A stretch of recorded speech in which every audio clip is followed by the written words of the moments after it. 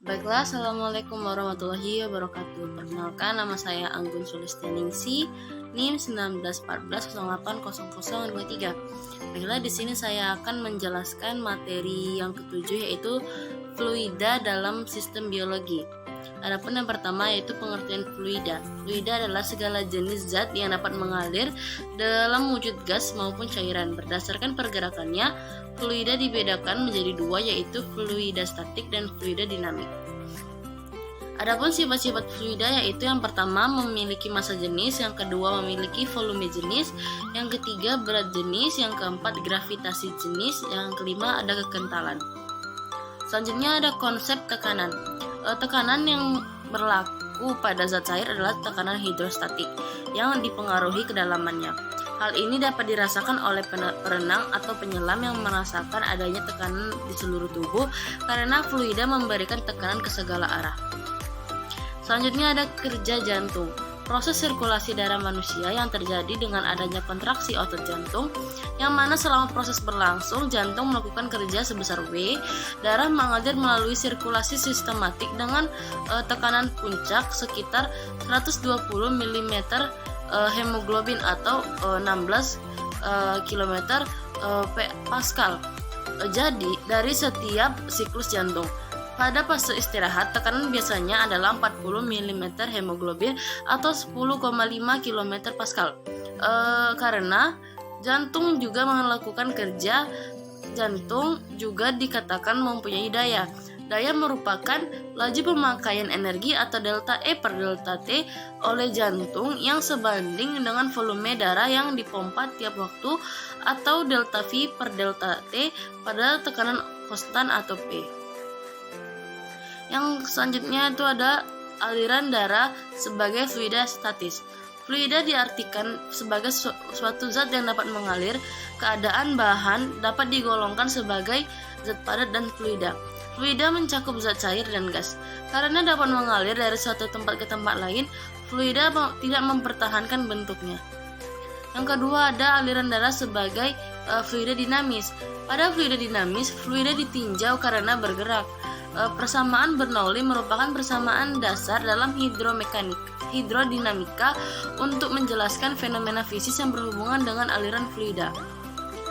Adapun beberapa faktor yang mempengaruhi viskositas darah adalah yang pertama volume hematokrit, yang kedua ada kadar protein plasma, yang ketiga suhu tubuh, yang keempat kecepatan aliran darah, yang kelima ada diameter pembuluh darah kurang dari 1,5 mm, maka viskositasnya darah turun.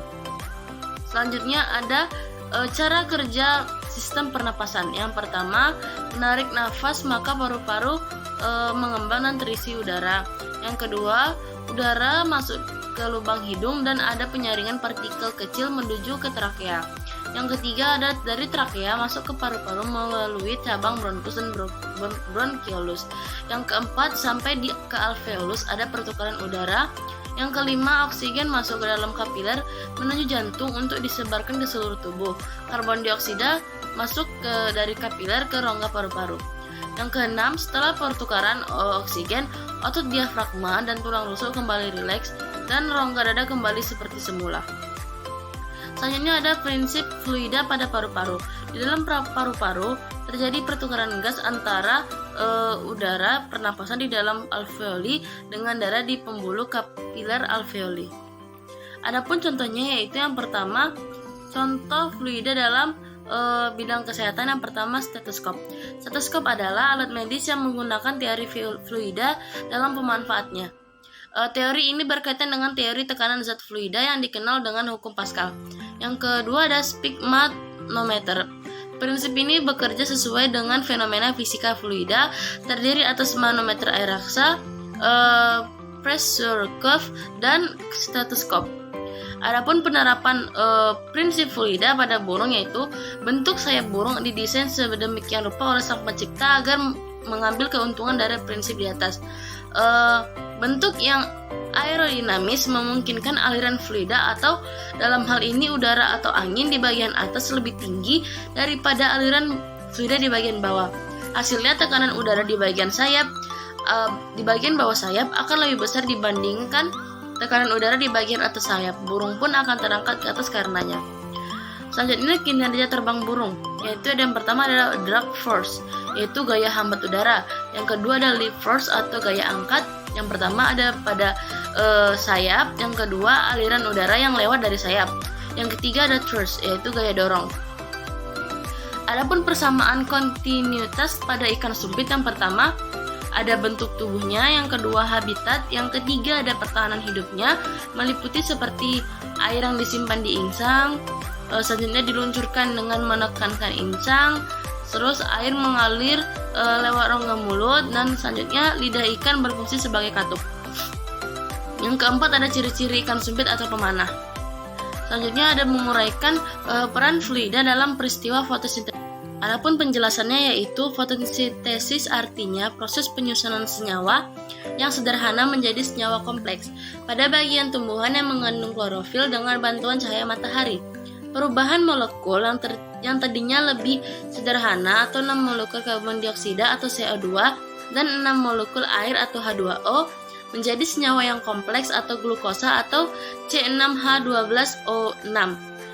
Berubah bentuknya menjadi senyawa tersebut terjadi dalam serangkaian proses kompleks, yaitu yang pertama ada melalui reaksi terang. Pada fase terang, energi matahari diserap klorofil untuk diubah menjadi energi kimia. Lalu akan terjadi pemecahan air yang diubah sebagai ion hidrogen dan oksigen. Yang kedua ada reaksi gelap. Pada fase gelap, karbon dioksida dan ion hidrogen akan berkaitan dengan bantuan energi kimia yang dihasilkan pada reaksi terang menjadi glukosa.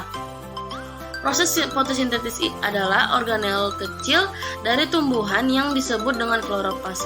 Berkat kloroplas inilah makhluk hidup sekecil alga biru pun dapat berfotosintesis.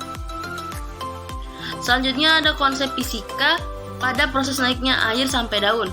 Yang pertama itu ada akar sampai ke daun. Selanjutnya dilanjutkan dengan daya kapilaritas batang. Selanjutnya ada daya hisap daun. Sekian materi dari saya, kurang lebih saya mohon maaf. Wabillahi taufiq wal hidayah. Wassalamualaikum warahmatullahi wabarakatuh.